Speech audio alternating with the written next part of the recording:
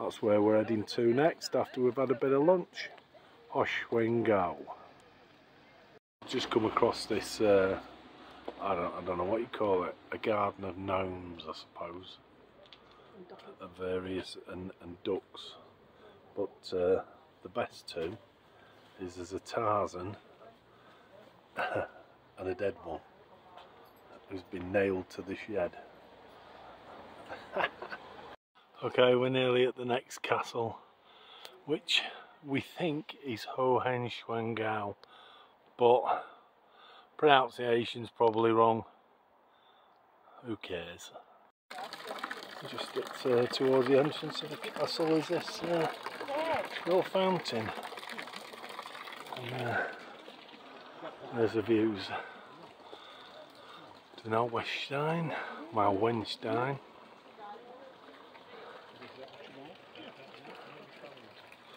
Really nice.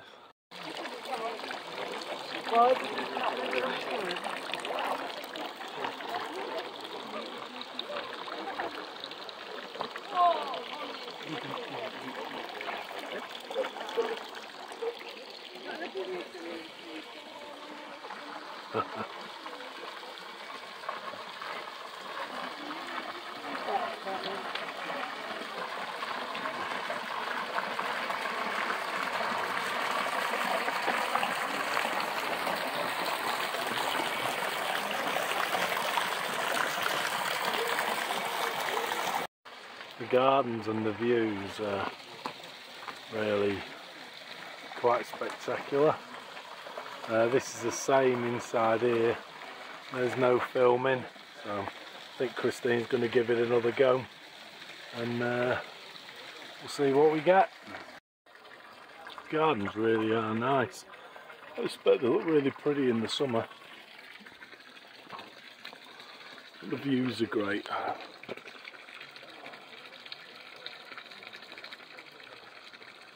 Really good views. Like the castle's in two parts, like a separate building, and there's the actual castle itself. This looks like the kitchens. This is the building that's opposite the castle.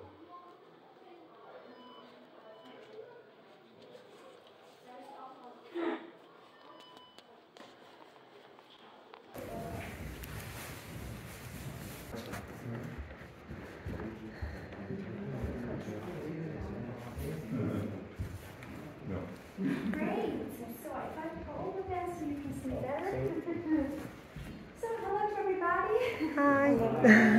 And welcome to the Hohenschwangau Castle. My name is Freddie, and with me you'll visit 11 rooms here.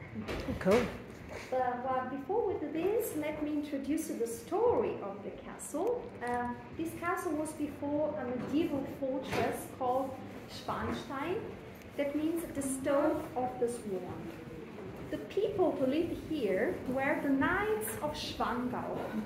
They lived here until the 16th century, but then this family died out, and that's why the fortress started changing several owners, and it was also damaged several times. For example, during the Napoleonic Wars at the beginning of the 19th century, everything here fell into a ruin.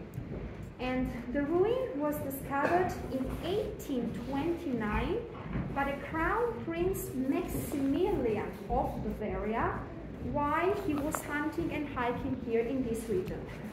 And when Maximilian discovered this place, he fell in love with it. As you can see, Hohenschwangau, it's very romantic because it's near the lakes and near the Alps. And Maximilian decided to purchase the ruin and to rebuild it into this new Gothic castle. And this one in 4 years, so from 1833 to 1837. And this castle was used by the royal family of Bavaria named Wittelsbach as summer and hunting residence. That means in the winter the family didn't live here, they lived in Munich, in the capital of Bavaria. So this was the first room of the castle, and it was called the billiard room. So here there is a billiard table made of cherry wood, and it was made in Munich in 1835. So it's almost 200 years old. Wow. Yes. And these balls here are made of ivory. So from Oh my gosh. wow. And the doors and the closets in the first room are made of oak. Inside the closet you can see objects that belong to the royal family. For example, you can see the cups, glasses, porcelain and vases. Behind my back in the alcove, so this part we call it alcove, there is a standing desk made of oak. And on it you can see the guest book of the royal family. Wow. There is also a portrait here showing us Maximilian. So he's the builder of this castle, and he's also Ludwig's father. Ludwig is the king that let build Hohenschwangau Castle. But when Ludwig was a younger boy, he spent his childhood in this castle, the summertime especially. You can also see a wheelchair that belonged to the Prince Regent Luitpold.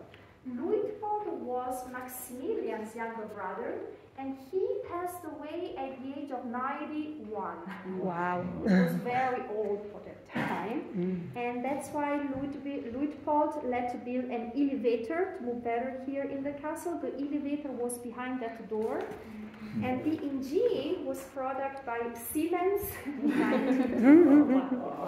Yeah, well, it doesn't work anymore, it's too old, but if you have seen Titanic, the movie, then you can have an idea what it looked like. Yeah. 10 years.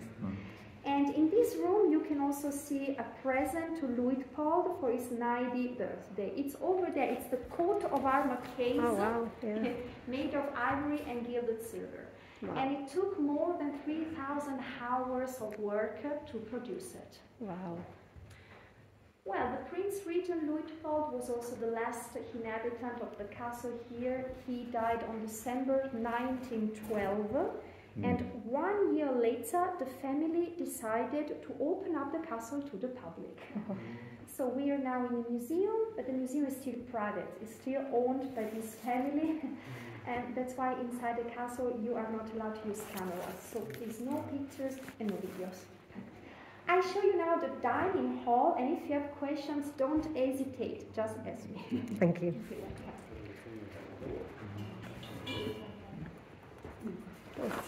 Going that way. No, that way.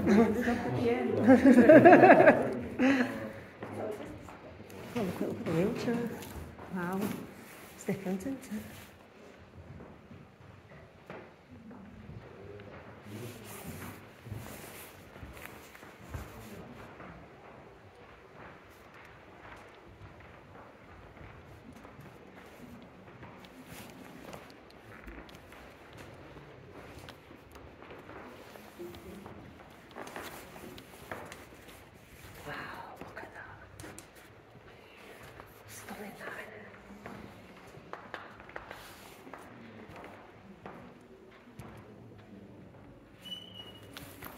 Sorry. Okay. So, ladies and gentlemen, we are now in the dining hall of the castle. It's where the family used to eat together. And Maximilian was fascinated by the Middle Ages. He wanted the story to come alive in this castle, and that's why he let paint this castle as a fairy tale book with sagas and legends from the past. Yeah. Well, Maximilian saw the Middle Ages as a more profound and richer time, and here you can see a legend, the Swan Knight saga, that was used by Richard Wagner to compose the famous Lohengrin. The most famous piece of the Lohengrin is the Wedding March. It's the song that we hear anytime when the bride walks the aisle. Yeah. I'm quite sure that everybody knows this song, that's why I will not sing it for you. Well, anyway, you can see the wedding day of the Swan Knight over there. And can you see how the paint or the murals here are shining and brightening? Yeah. Well, this is a protective layer, it's like varnish. that the painters put on already in the 19th century to avoid that the air and the sun could damage the murals. That means that all the murals here in the castle are still the original ones. Yeah. The only thing that was restored is the color of the walls because there is no protective layers. Wow. And several painters worked together. Somebody painted only the landscape, other painted only the animals, and other painted those letters. That means that these descriptions were already here in the 19th century. Wow. Well, back to Maximilian, when he was still a crown prince, he married a princess from Prussia. Well, Prussia doesn't exist no longer today, but it was a region, a big one, located in northern Germany, and the capital of Prussia was Berlin. Oh, really? So that means that this princess, whose name was Mary, belonged to another Prussian dynasty called Hohenzollern. Maximilian was Wittelsbach. And they had, of course, two different symbols. You can see the symbols of these two big families on the ceiling. So you find the Prussian eagle over there for Mary, and the Bavarian lion for Maximilian. Yes. And the centerpiece made of silver was a wedding present to them. It was used not for flowers, not for meals, just for decoration. But anyway, it's not a chocolate fountain. And now, let me introduce to Mary. You can see her over there. So, when she was 17, she married Maximilian, and 6 years later, she became Queen of Bavaria. She was 23. Wow. And Mary could play very, very well the piano. You can see the piano here. It's made of walnut. And it was a present that Mary received from her parents for her 15th birthday. Yes. Well, Mary and Maximilian lived separately. It was a normal thing in the past, especially the noble families. So that means that in this castle, Mary used to live on the first floor, Maximilian on the second floor, and their children lived in the outside building. It's where you find the souvenir shop today. And you see the kitchen. Okay, now I can show you the Queen's private apartment. We go first there.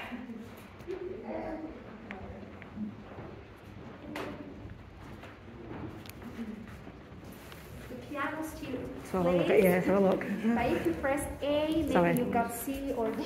Wow. Can you remind me the name of the tower? This is That's one her. night. It's like the night of the King of Fun. Yeah, well, he had a boat that was carried by a swan. So, ladies and gentlemen, this was the Queen's dressing room.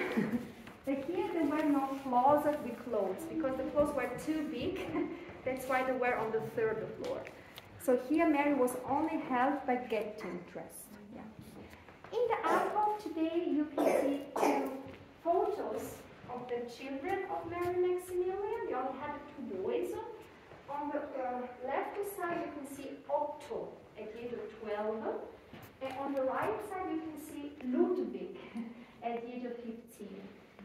4 years later, Ludwig became king of Bavaria. He was still a teenager. And after his mysterious death at Starnberger Lake, when he was only 41, the brother Otto should have taken over the power.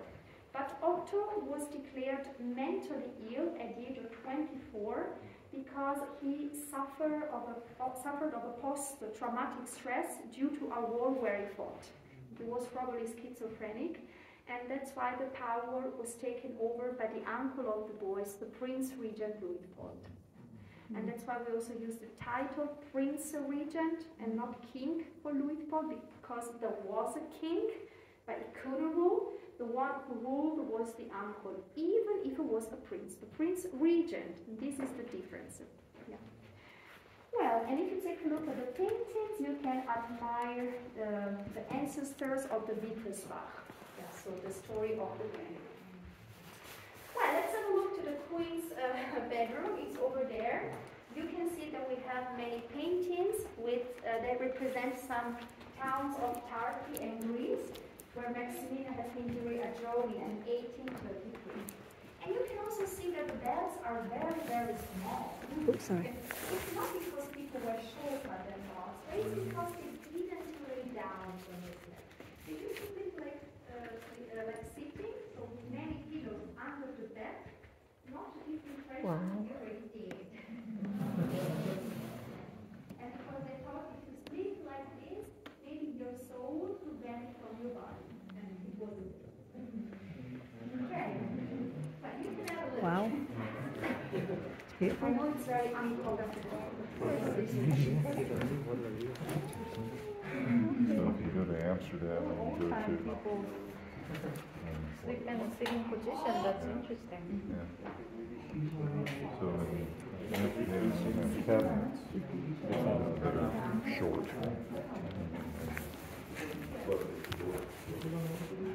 So that one then, was it? Lovely. We'll ask her where that work is. After, see if it's the same.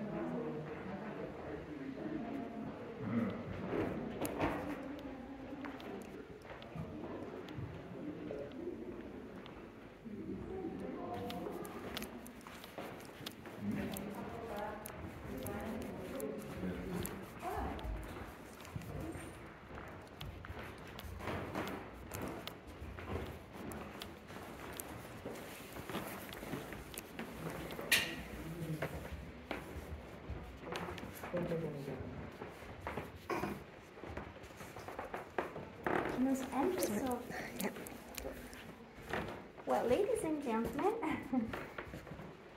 you are still in the Queen's private apartments, and this small room was her reading room.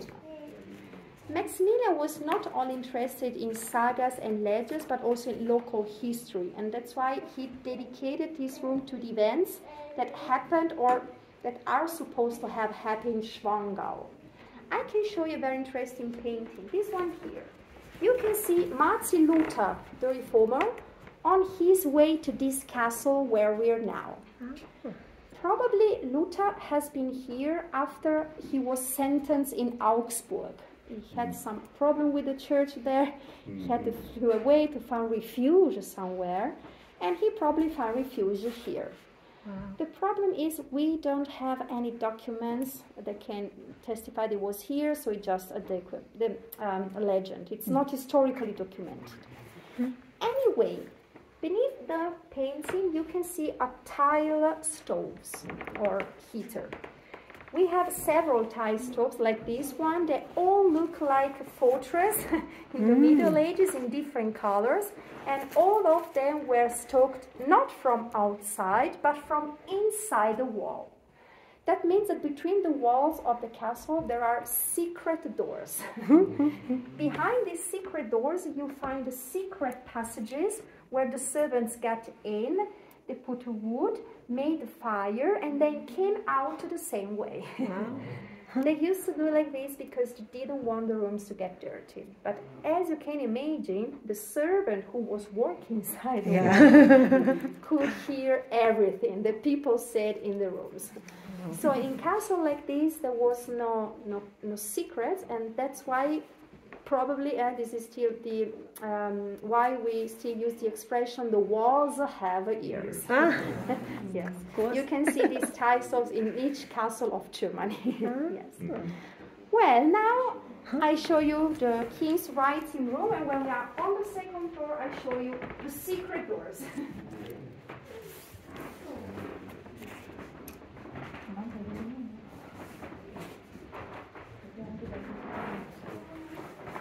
Wow, look at that.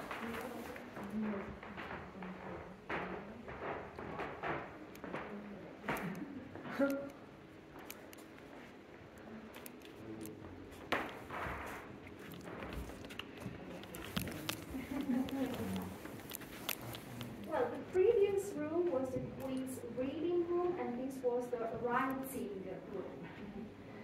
On the table where Mary used to write letters to her parents that lived in Berlin, today you can see a goblet made of gilded silver, so it's not a real gold. Anyway, the goblet was a present to Luitpold. He received the present from the Knights of St. George. That's why you can see St. George here on the top of the table. He's fighting the dragon is here. And St. George is the patron of the Bavarian royal family. The knights dedicated the present to the prince also put their crest onto the goblet to be reminded forever. And now I tell you about the Bavarian legend. If you take a look over there, you see a baby boy. This baby boy is Charles Müller, and this is the Bavarian version about his birth. Well, we actually don't know where Charles Müller was born, that's why we have so many different versions of it. And of course, Maximilian liked only the Bavarian one. In the Bavarian version say that Charlemagne was born at the side of the lake, that means not far away from the capital, Munich. Okay, I can show you now the Queen's reception room where the guests came to visit Mary.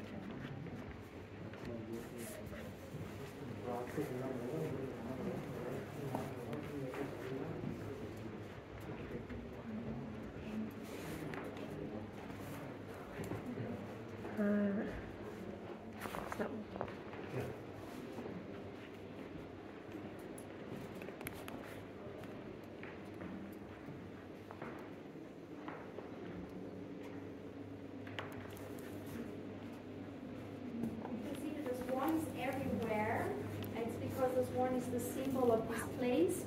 This place is called Hohenschwangau, that means the land of the swan. Yeah. And in the icon, it was where the Queen has some breakfast with the guests that came to visit her. Of course, that cake, it's not the original one. And this is the only room in the castle that has no paintings on dry plaster, but on canvas. And they show us the life of the women in the Middle Ages living in a fortress like this one. On the table there is another present to the Prince Regent Luitpold. It's a fountain made of solid silver. And also those wands are made of this material, so solid silver. And of course those wands had candles in the past. But in 1905, Prince Regent Luitpold installed electricity, and 5 years later also the elevator, the lift, there was seen before, but it doesn't work anymore. Yeah. On the fireplace you can admire a portrait of the Queen Mary at the age of 40, and also 2 busts of the children when they were very young. On the left side you can see the Prince Otto at the age of 3. On the right side, Crown Prince Ludwig at the age of 6. Well, this was the Queen's floor. We go now upstairs to the Queen's floor, and I show you the secret doors. Ready? Quick look at these on the way past. So these are on canvas. These are all on canvas then. Yeah.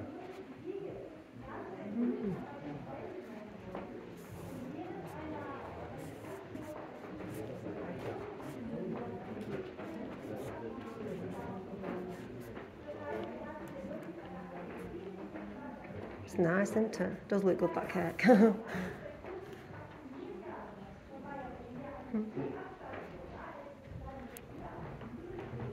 They look alike, don't they, them two?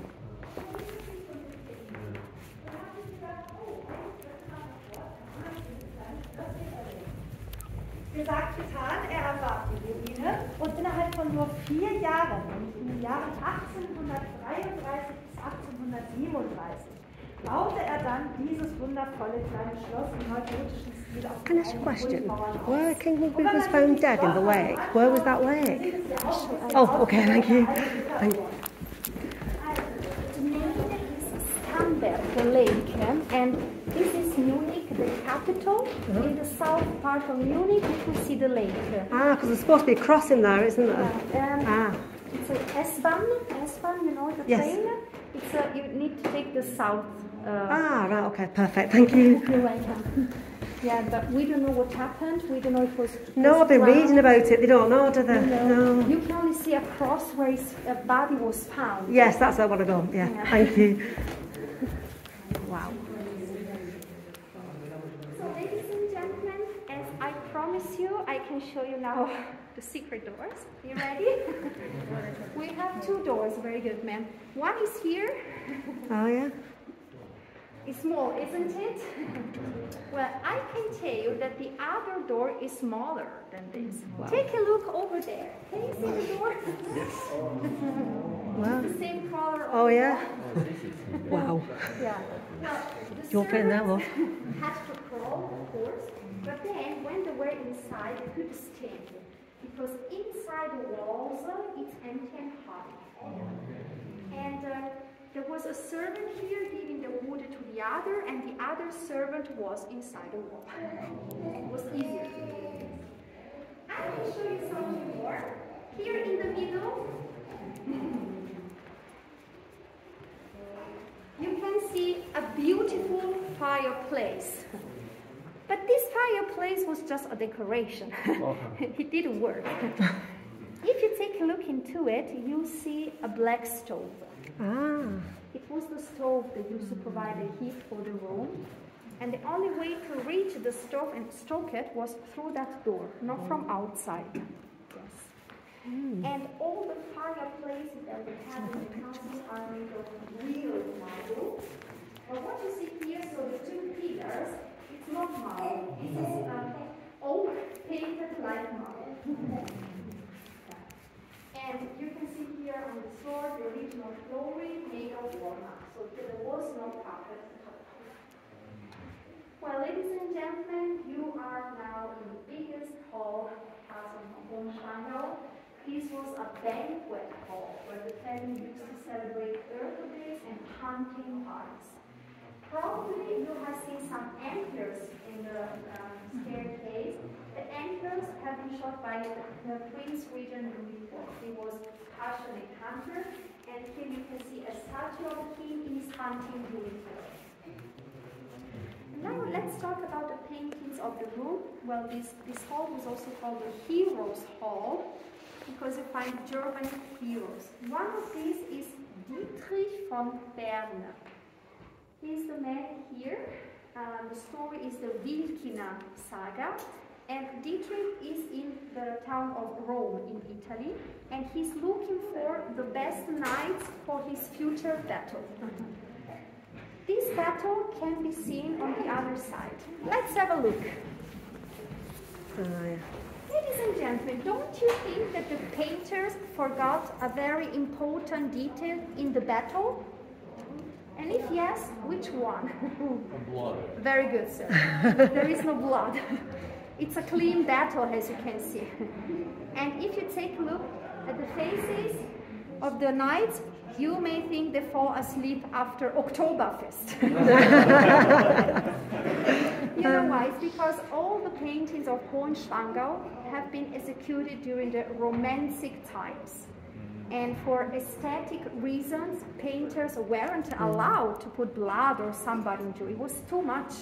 Everything had to be clean like in a fairy tale book. And as I told you before, the Crown Prince Ludwig spent his childhood here, especially in the summertime. And Ludwig was influenced by this fantastic place with no violence, and he got his inspiration here.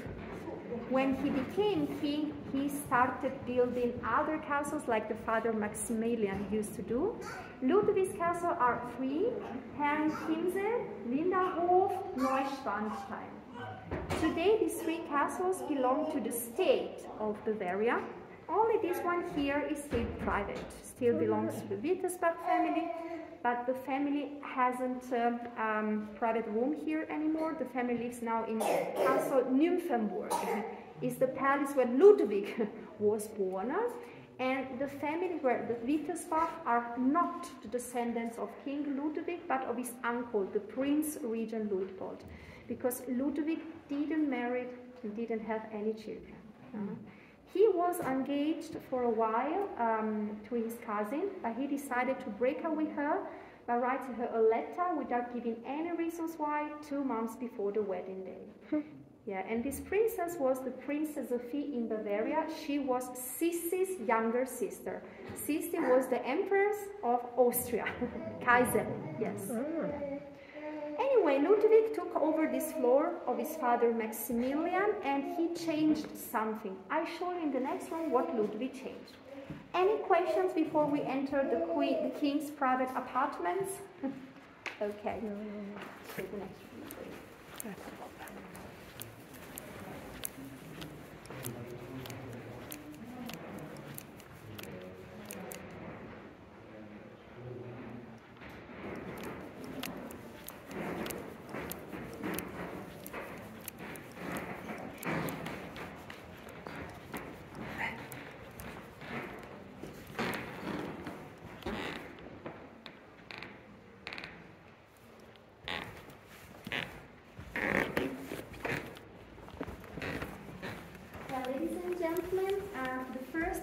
Thing that Ludwig changed is that he wanted to have a music room in the castle. This was the dressing room of Maximilian. So Ludwig took the piano that was there, here, you can see the piano over there, and so it had this music. You know, Richard Wagner, the famous composer, was invited once by King Ludwig, and Wagner played on at the piano. You can also see a glass for Wagner, you see here, between the two vases made of Murano glass. King Maximilian had the chapel, so Ludwig, left the chapel like this one. Inside it there are 2 icons that came from Russia. They were present from the Tsar Alexander II. In the middle of the room, you can see a present to Ludwig, and I mentioned he was a passionate hunter, and this is the Gottesdienst Diana, made of gilded silver. The rock is made of malachite. Well, the second thing that Ludwig changed is that he needed a telescope. That's why he put a telescope over there to be able to watch every single step of the construction of Neuschwanstein. But that castle has been never finished. You only see 70%.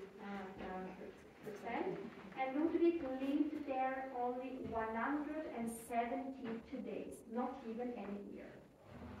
And Richard Wagner has never visited Neuschwanstein.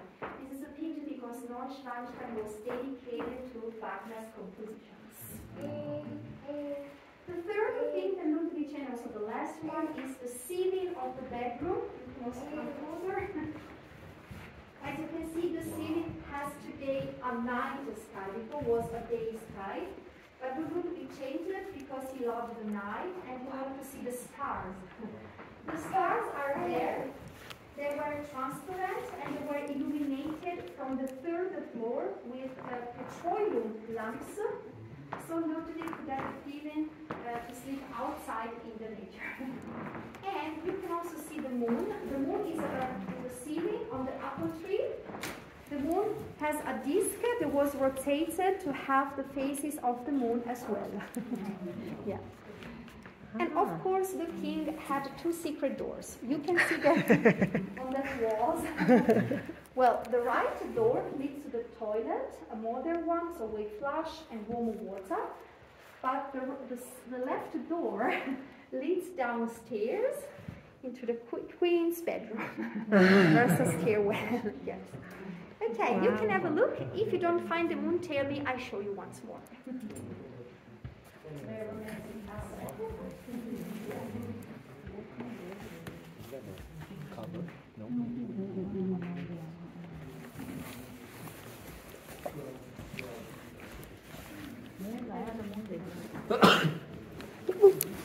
Hi, no worries.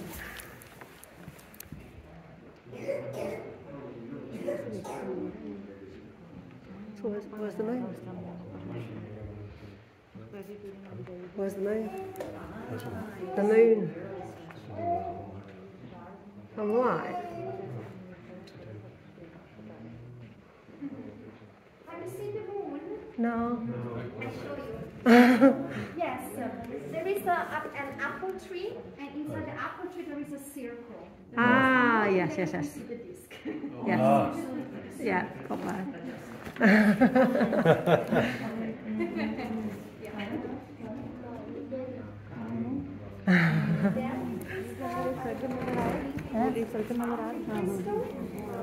So it was very. Oh, that's Mary or something. How was that illuminated?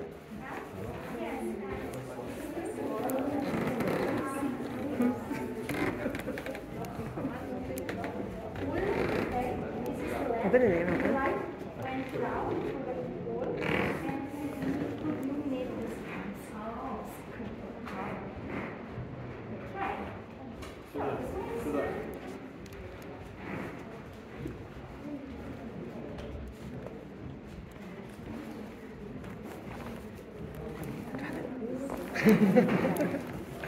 And no bread.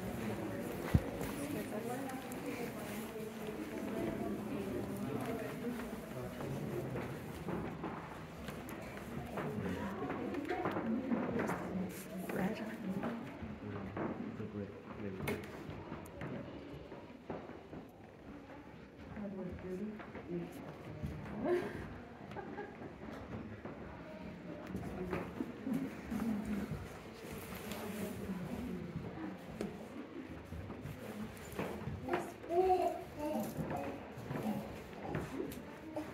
So, ladies and gentlemen, before the family Wittelsbach ruled Bavaria, there was another dynasty called Welfen.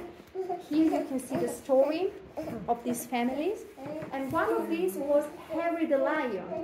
He's supposed to be the founder of the town of Munich, the capital of Bavaria. On the other side, you cannot find murals because there were some shelves with books. This was the king's library.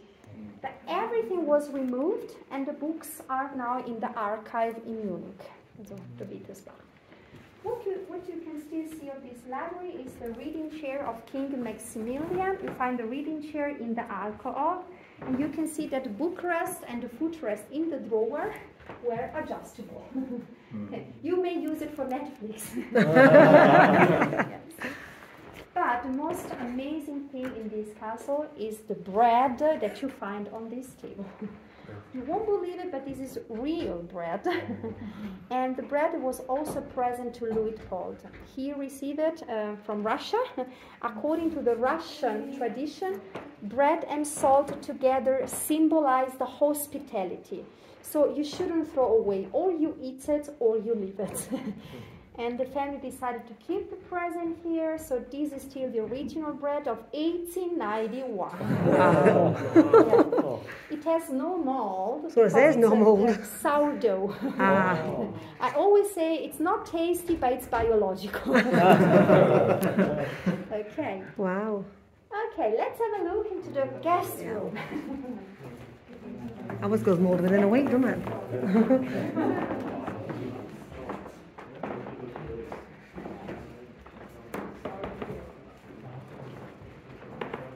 Wow.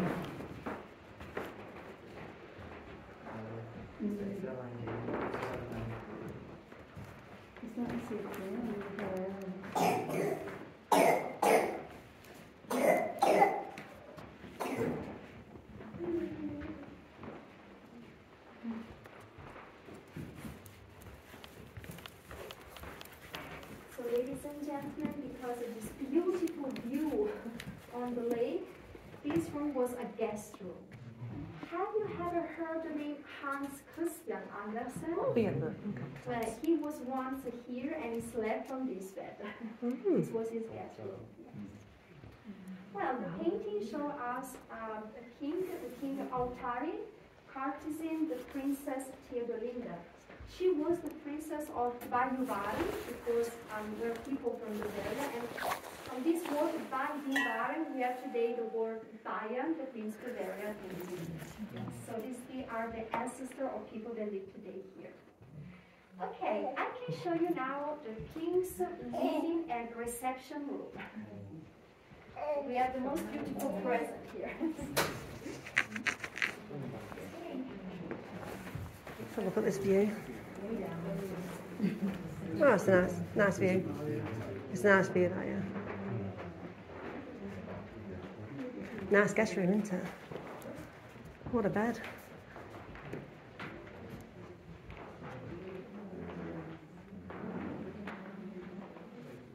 Wow.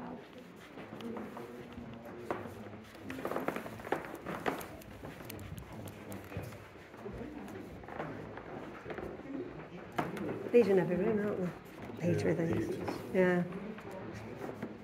Look at that. Well, ladies and gentlemen, do you remember where on the Queen's floor the painting show us the life of the women in the Middle Ages? And now on the King's floor you can see the life of the knights.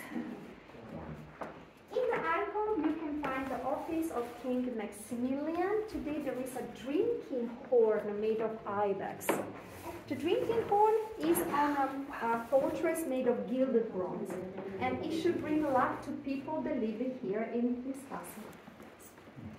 The second present, probably the most beautiful one that we have, it's the box here made of ivory, and the figures are made of gilded bronze. This was a present to Luitpold for his 80th birthday, and if you take a look nearer, you can see several coat of arms, enamel. They belong to the Bavarian towns and they give the present to the prince. Other details are lapis lazuli, so the blue one, rubies and emeralds, and of course diamonds. The diamonds are here on the top of the goblet, where you find the monogram of Luitpold, L and L. Wow. Inside the box there were important documents. It's beautiful. Not only Luitpold received presents, but also Ludwig's parents. I can show you the wedding present, but I tell you it's not a very romantic because it's a shield made of silver. And the weapons behind the shield are made of steel. But anyway, on the shield you can see several crests that belong to 155 Bavarian noble families.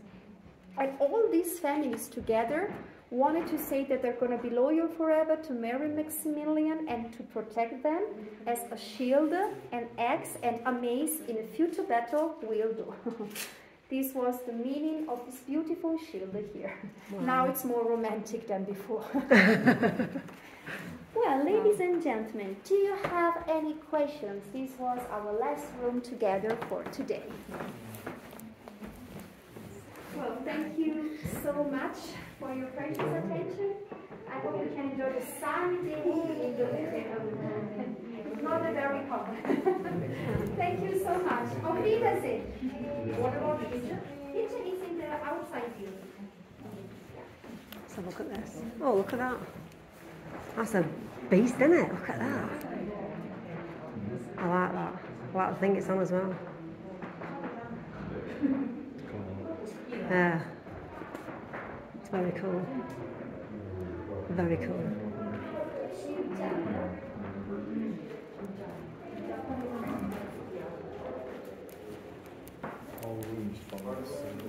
Yeah, yeah, they do. Yeah. Yeah. Thank you. Thank you. Thank you very much.